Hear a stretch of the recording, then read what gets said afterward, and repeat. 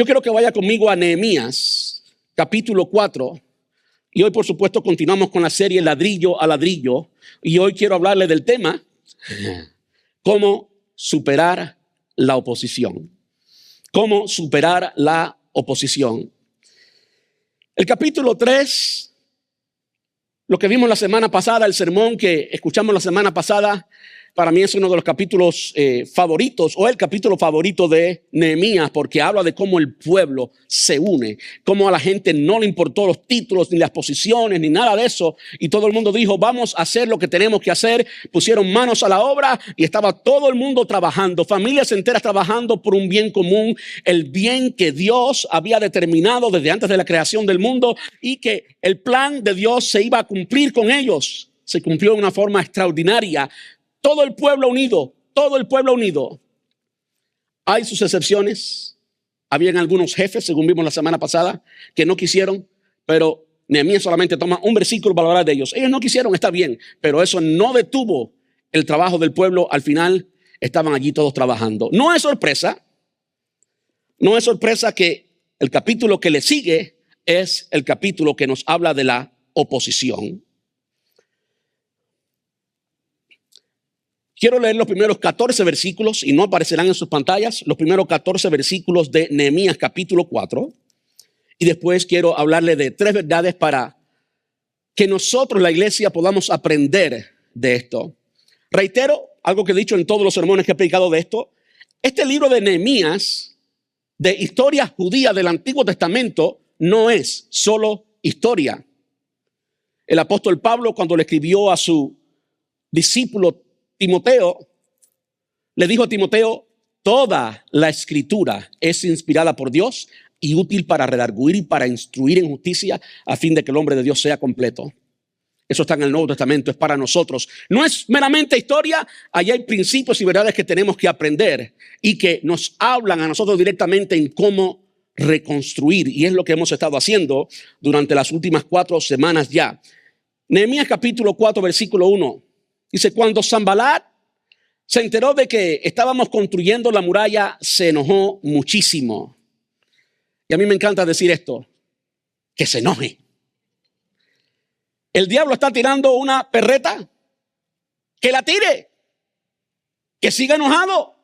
Nuestro trabajo es enojar al diablo. Usted nunca se eche para atrás porque el diablo está enojado, para no tener problemas, porque allí comienza la derrota. Usted sea feliz. Y él que siga sufriendo y que siga tirando perreta.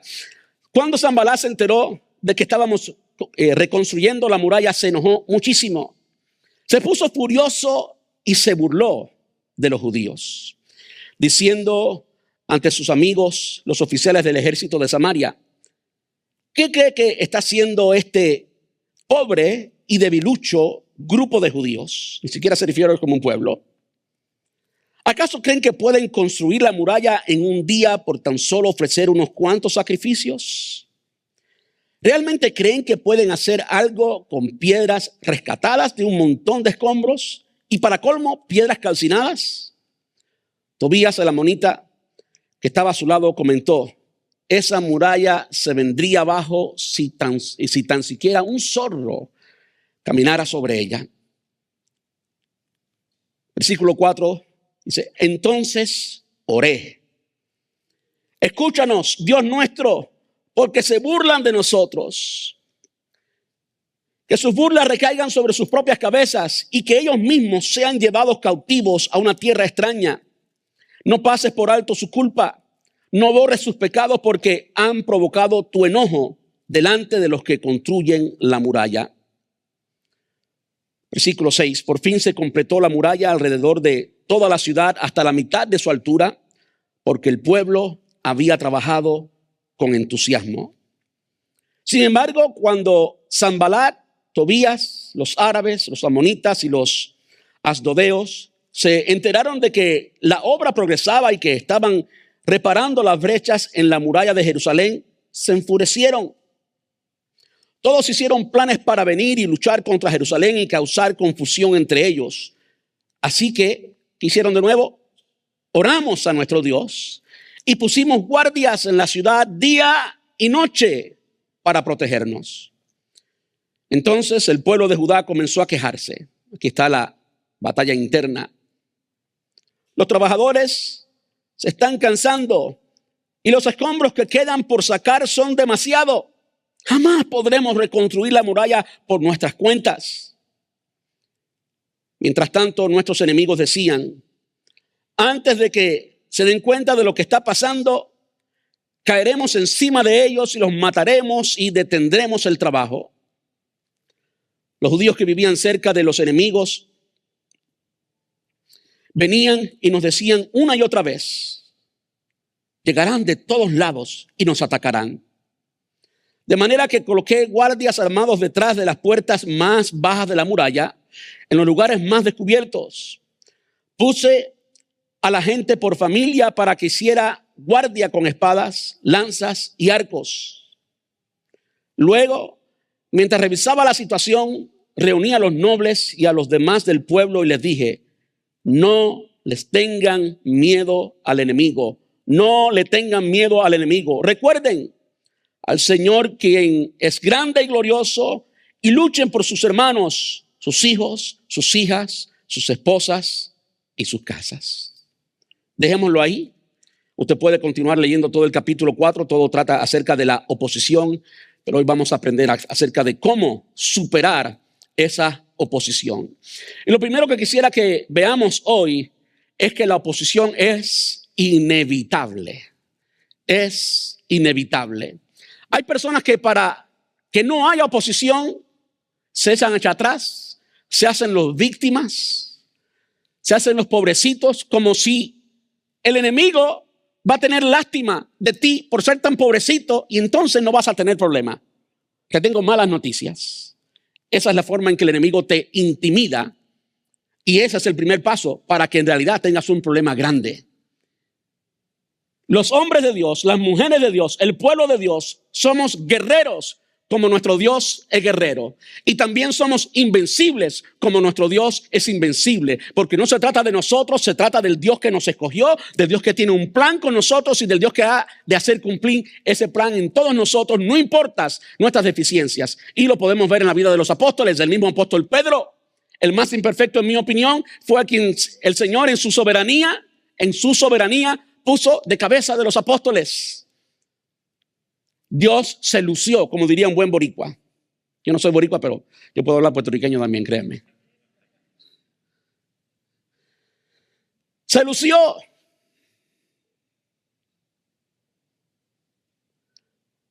Porque lo vil y lo menospreciado escoge Dios para avergonzar a los grandes. ¿Cómo hizo Dios con el pueblo de Israel? Lo más pequeño, lo más menospreciado, la gente ni se acordaban, pero fue el pueblo que Dios escogió. Y de allá de Ur de los Caldeos llamó a Abraham, un pueblo idólatra.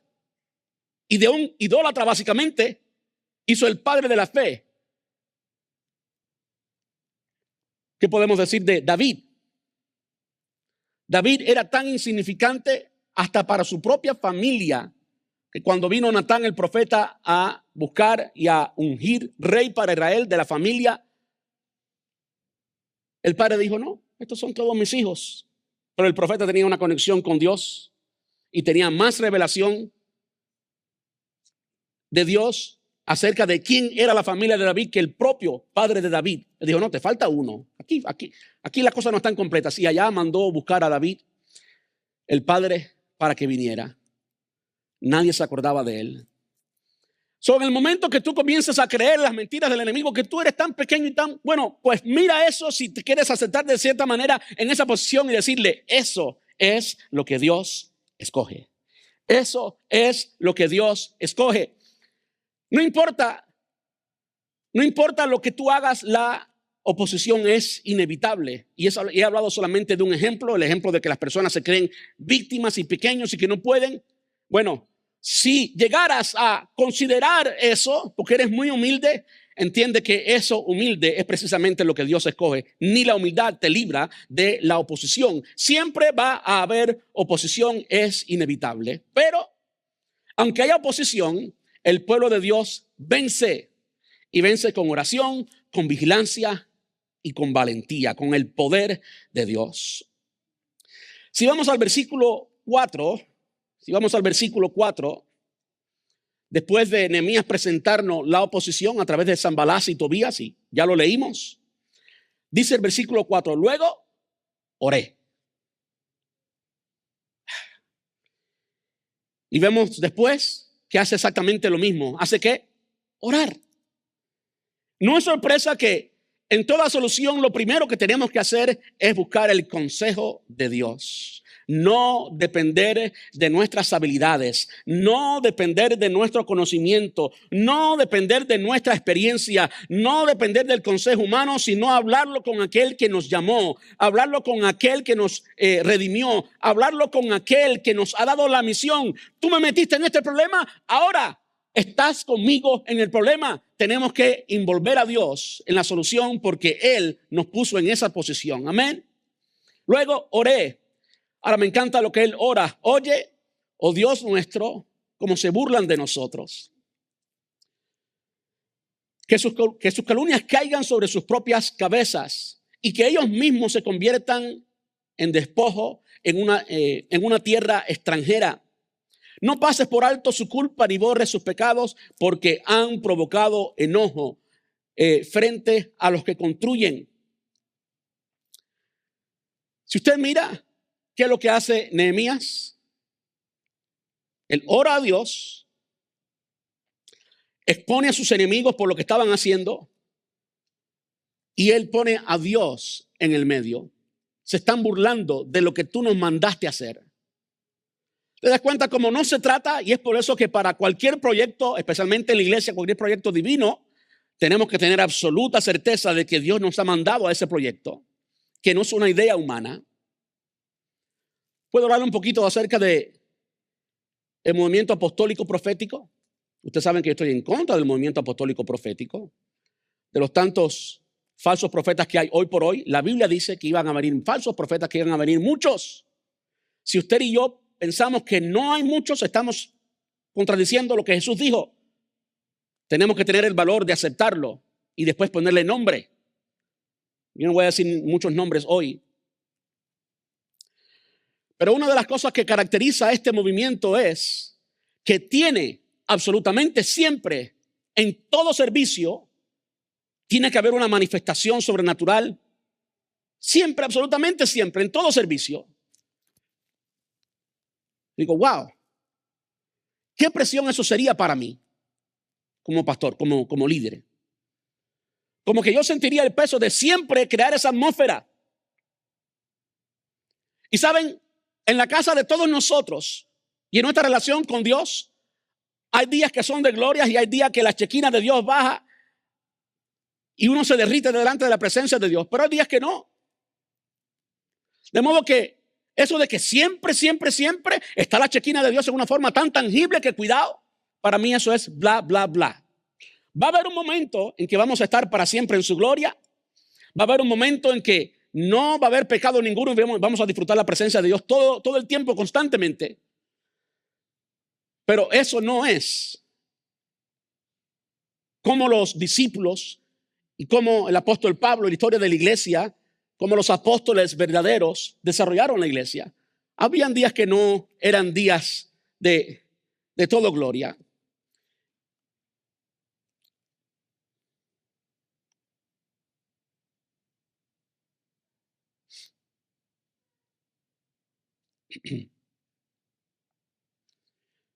Esas presiones yo no las recibo porque no se trata de mí.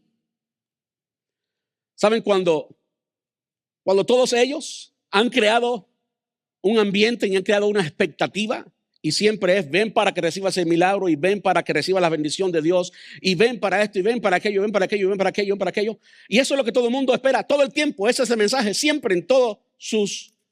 Entonces ellos han creado esta presión y ahora ellos tienen que responder a esa presión.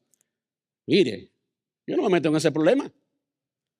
Si Dios quiere aquí levantar un muerto, que lo levante cuando Él quiera. Y si no quiere hacerlo, porque no lo haga. No es mi problema. Yo no soy el dueño de la obra. Yo no soy quien determina. Es Él. Y yo no me agrego esas presiones. Esas presiones se las agregan ellos. Y perdonen que me salí un poquito ahí, pero es algo que tiene que ver con la iglesia.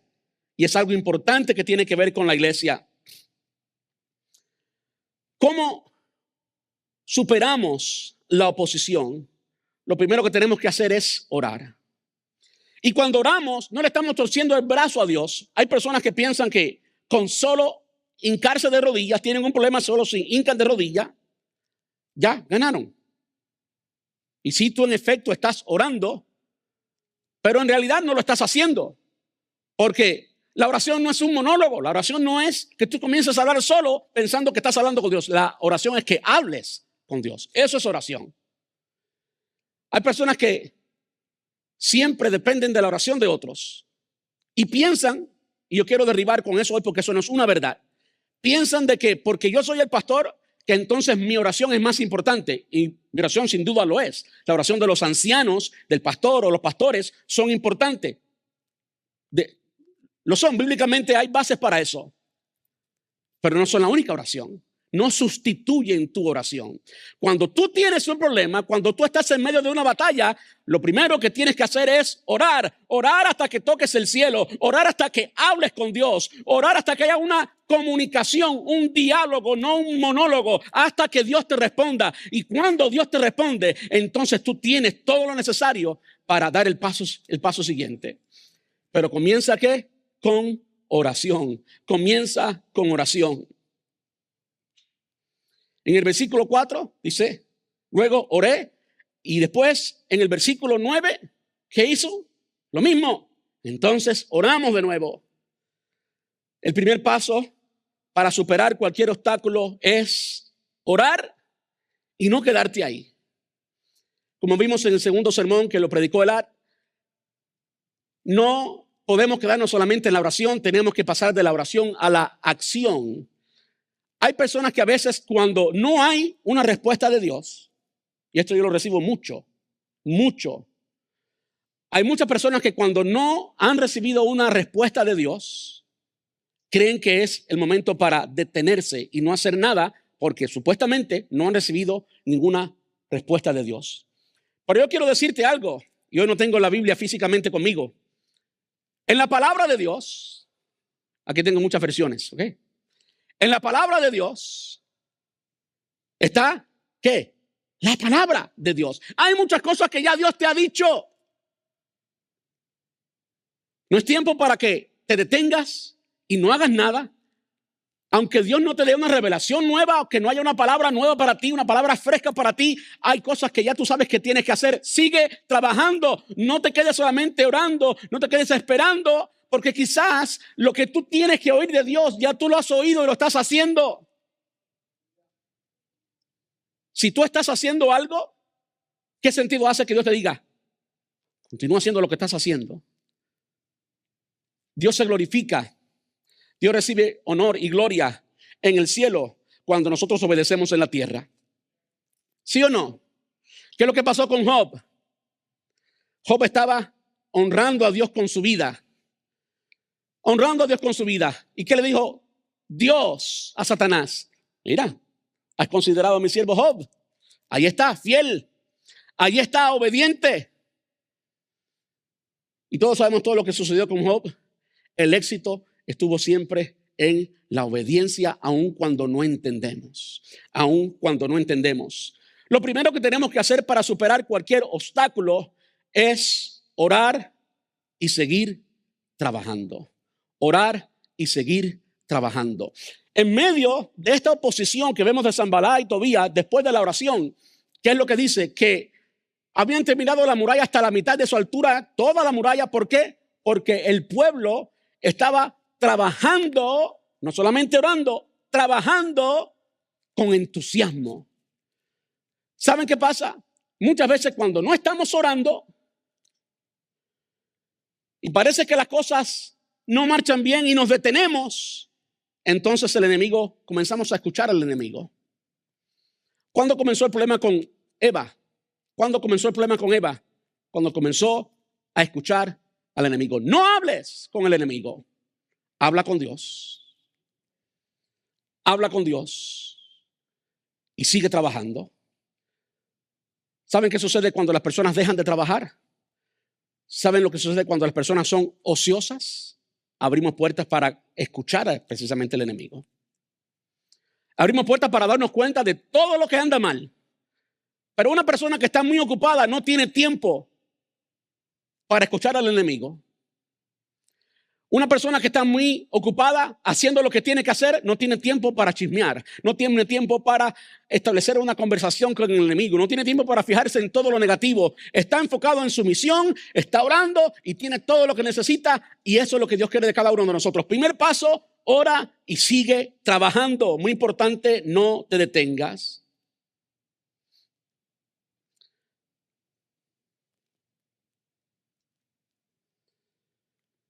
Importante que cuando llegan esos momentos en que aparentemente no escuchamos de Dios, ¿cuántos han pasado por silencio de Dios en su vida? Yo he pasado por muchos silencios de Dios en mi vida, muchos. Y son momentos muy difíciles. ¿Cómo que no oímos de papá? ¿Cómo que no le importa? Pero uno tiene que seguir firme, creyendo. Uno tiene que ejercitar su fe. Uno tiene que ejercitar su fe.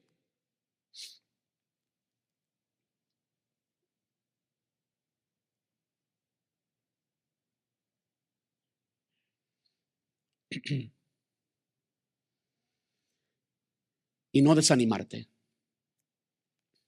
El desánimo es el principio de la caída. Cuando te sientes desanimado, estoy hablando de dinámicas de iglesia. Cuando te sientes desanimado, significa que ya mordiste la carnada del enemigo. Ya él te está llevando y tú estás siguiendo el curso del enemigo. Estás desanimado. Te distraíste. Le prestaste atención a algo que no tenía que prestarle atención y por eso estás como estás. El desánimo es una de las cosas que afecta grandemente el pueblo de Dios y hace que el enemigo externo, Satanás, tenga un impacto interno. Y ahora el problema no es solamente de afuera, ahora el problema está dentro, porque hay desánimo. ¿Y cómo se manifiesta el desánimo? Casi siempre son en personas que no están ocupadas haciendo lo que tienen que hacer. Por eso lo que vimos la semana pasada es tan importante. Mira, tú te ocupas en lo que tú tienes que hacer.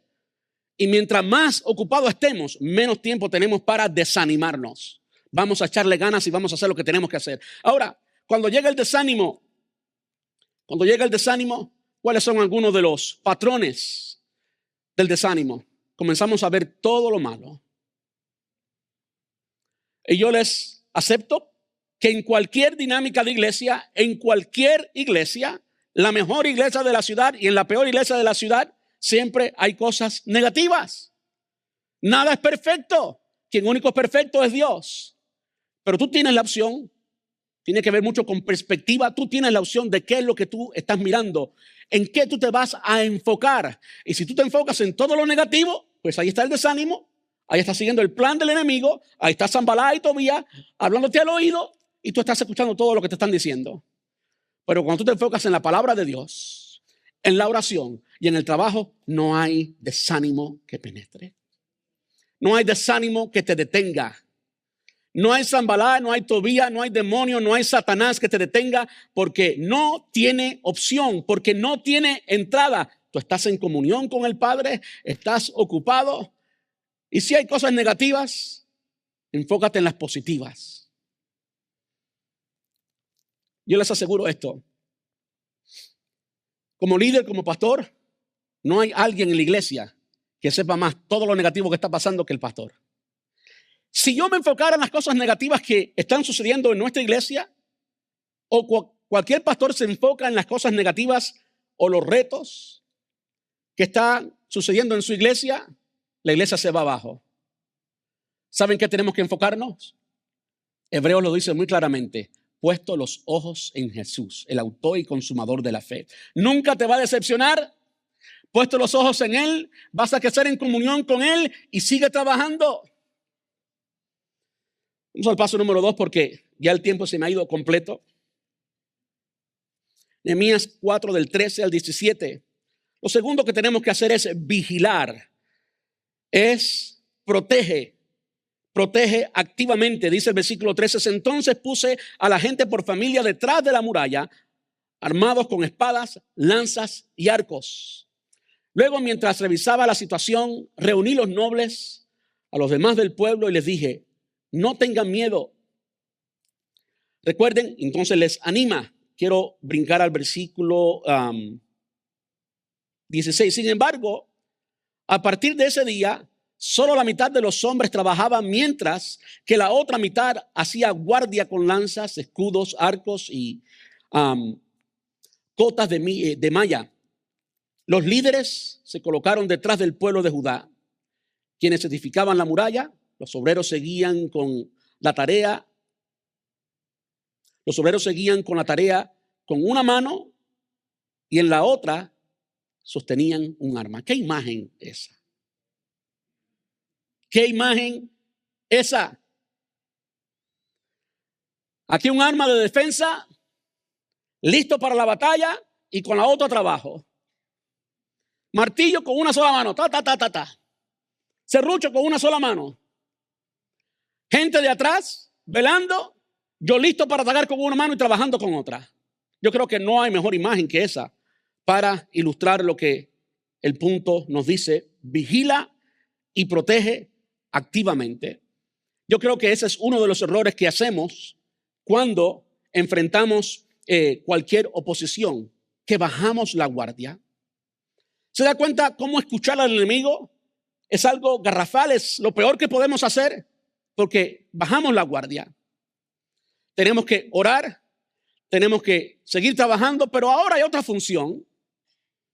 Y como que usted no es tan multifacético, yo mientras más pasa el tiempo, más pierdo habilidades de ser multifacético. Yo recuerdo los días en que hacía tantas cosas que después yo decía: ¿y cómo yo hice todo eso? Bueno, ya esos días pasaron, hoy puedo hacer un poquito menos, pero Dios sigue siendo Dios, Él sigue siendo fiel. Es hora de delegar un poquito más, es hora de hacer lo que tengo que hacer y que otros se involucren. Había muchos atrás mirando, instrumento en una mano, arma en la otra. Tenemos que estar vigilantes. Yo quiero que vaya conmigo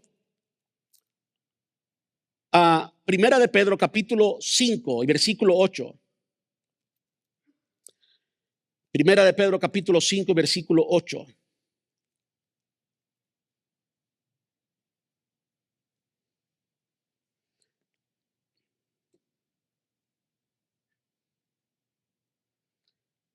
¿Qué dice allí? ¿Está en qué? Alerta. Alerta. No te quedes dormido.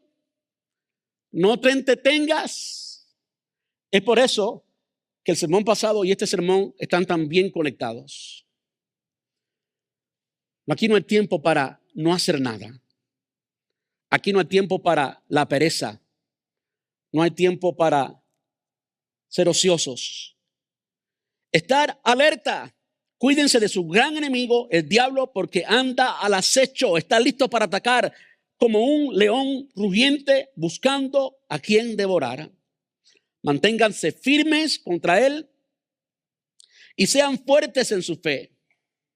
Recuerden que su familia de creyentes en todo el mundo también está pasando por el mismo sufrimiento. Esa bondad, en su bondad, Dios los llamó a ustedes a que participen de su gloria eterna por medio de Cristo Jesús. Entonces, después que hayan sufrido un poco de tiempo, Él los restaurará, los sostendrá, los fortalecerá y los afirmará sobre un fundamento sólido. Pero ¿con qué comienza? Tenemos que estar alerta, tenemos que estar despiertos, tenemos que velar. Ora, pero no te detengas.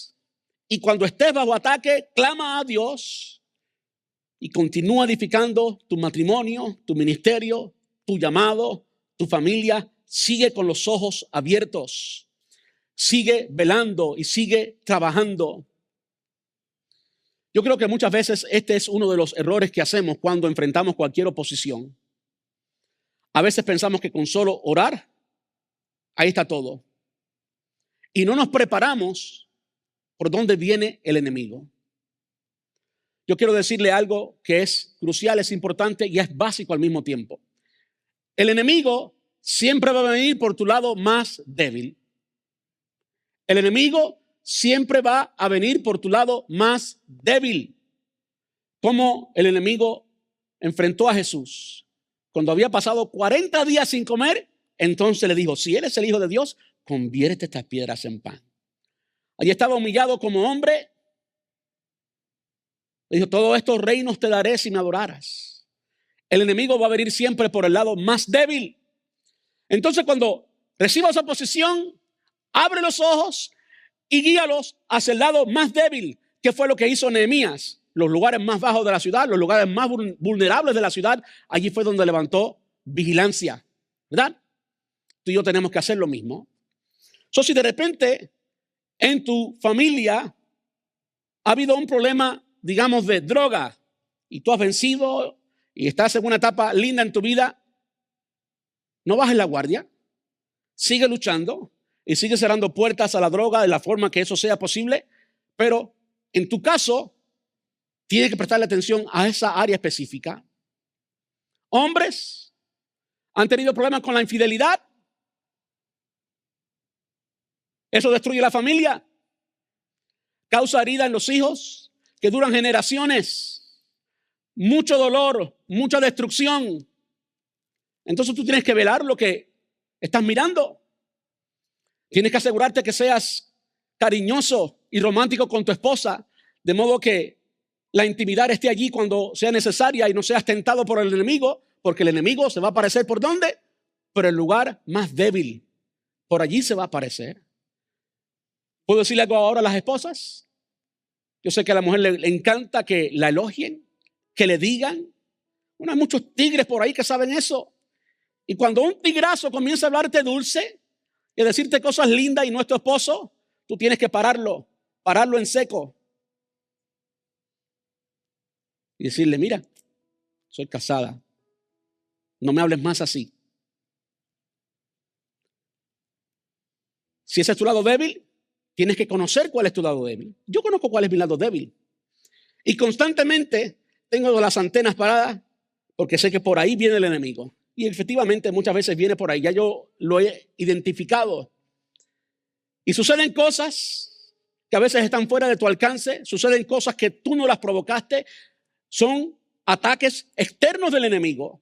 ¿Cómo tú identificas los ataques externos del enemigo? Estando alerta. Es la única forma. Estando alerta.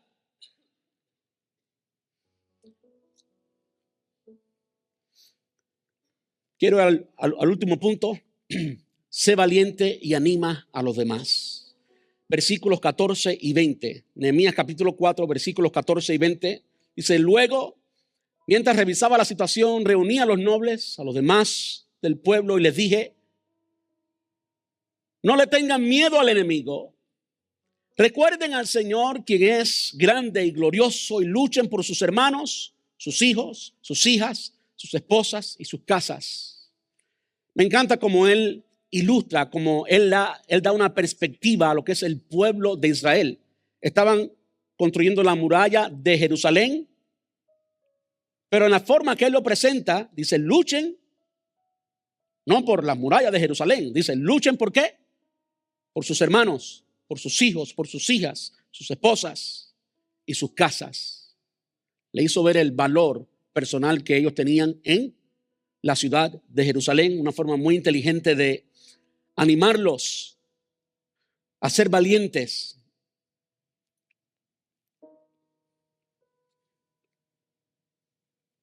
¿Quién aquí no ha experimentado temor?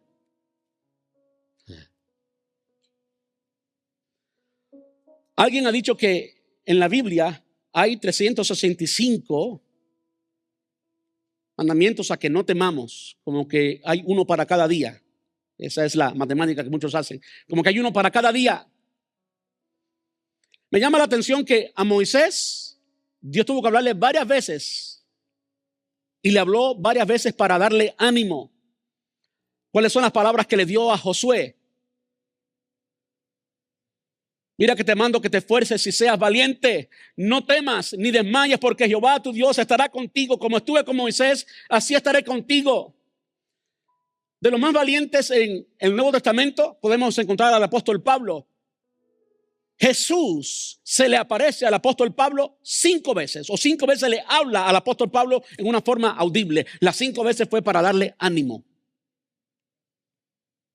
Ánimo. Como líderes, tenemos que poner nuestros sentimientos, el temor, a un lado y poner nuestra fe al principio. Tenemos que poner cómo nos sentimos a un lado. Y a veces es difícil sentirnos de una manera y hablar de otra manera. Eso es difícil, pero es exactamente lo que la Biblia dice que tenemos que hacer. Diga el débil, fuerte soy. Diga el pobre, aleluya. Diga el fuerte, diga el débil, fuerte soy. Quiere decir que cuando alguien se siente débil, tiene que reclamar lo que la palabra dice, que Él nos da fuerzas como de búfalo, que Él multiplica nuestras fuerzas, que los muchachos se flaquean y caen, pero Él no. Que los que esperan en quién, en Jehová, tendrán ¿qué? Nuevas fuerzas. Hay un momento en que no podemos depender de nuestras emociones. Si yo fuera transparente todo el tiempo y hablara de mis emociones, miren, muchas cosas en la iglesia no irían bien. Hay veces ya he aprendido a ignorar mis emociones. ¿Saben por qué? Porque la Biblia lo dice, porque engañoso y perverso es el corazón, el asiento de las emociones, más que todas las cosas. ¿Quién lo conocerá? Nuestro corazón muchas veces nos engaña y nos hace sentir cosas, pero la palabra de Dios es inmutable. Allí está para siempre. La fe que tú y yo podemos tener en la palabra de Dios debe ser igual de inmutable, porque su palabra no cambia, su carácter no cambia. Él continúa siendo siempre el mismo Dios. De modo que no importa cómo me sienta, voy a hablar la palabra de Dios. Yo voy a vencer en el nombre de Jesús. Yo voy a vencer en el nombre de Jesús. Yo no sé cómo se sentía Nehemías. Posiblemente tenía temor. Posiblemente estaba sintiendo, porque no era de palo, era un hombre como tú y como yo. Estaba sintiendo el ataque de Sanballat y Tobías y todos los enemigos. Pero sus palabras fueron: recuerden al Señor, quien es grande, glorioso, y luchen por sus hermanos, por sus casas, por lo demás. Y no tengan miedo.